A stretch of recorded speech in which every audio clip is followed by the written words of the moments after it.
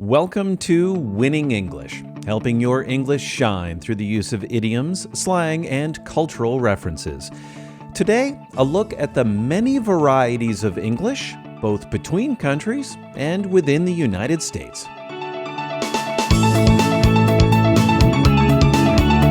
Before I get too far, I want to remind you to please hit that subscribe button below. Look for great content each week. Thanks. I often feel a lot of sympathy for English language learners. Learning a second language is already a hard thing to do, and it's made even harder when there are many varieties of that language. For example, there are many different forms of English.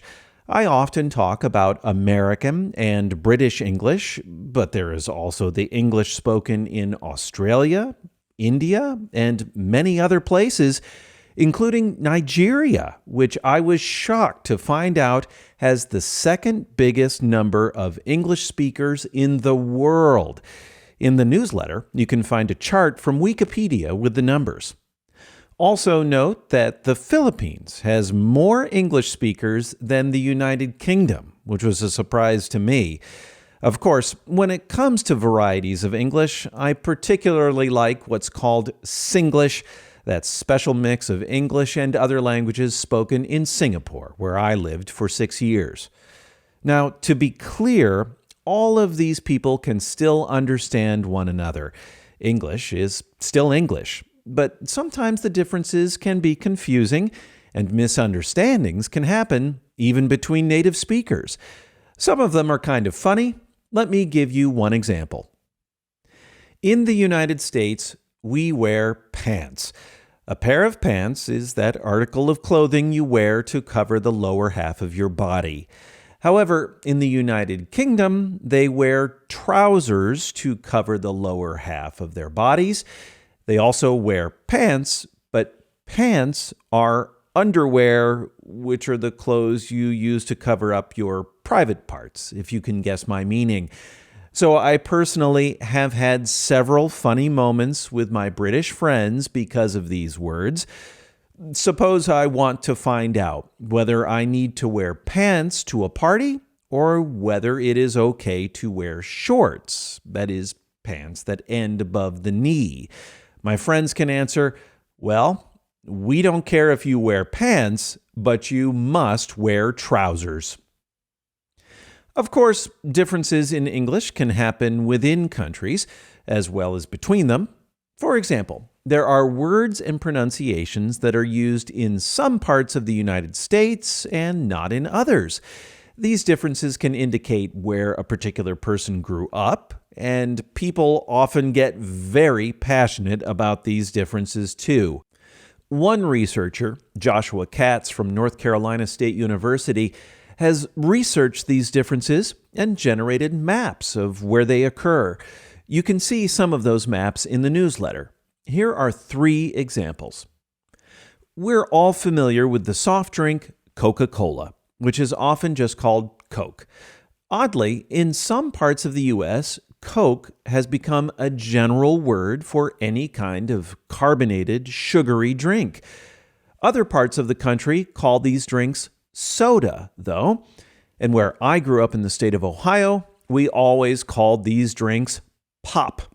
Later, by the way, I started using the word soda because I moved to Illinois, where that was more commonly used.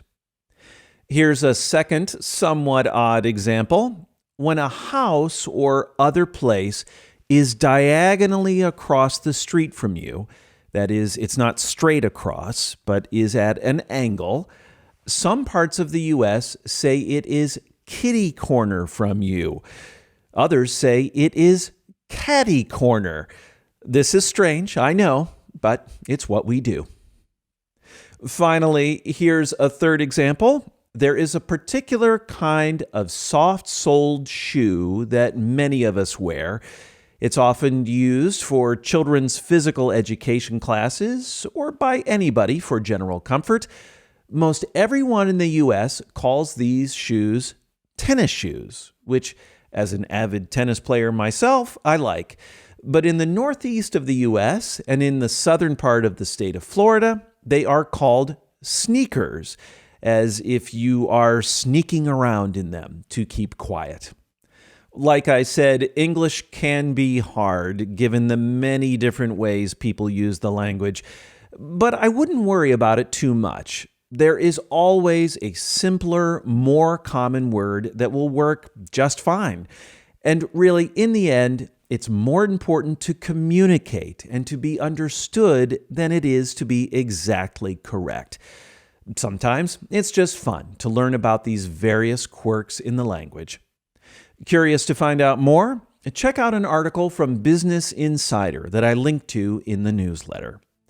Thanks for being part of Winning English. Again, make sure to hit that subscribe button below and sign up for the email newsletter at winningenglish.substack.com.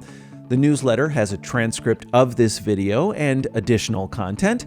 This time, I discuss a podcast I listened to recently that argues that maybe all of you English language learners should actually be in charge of the language.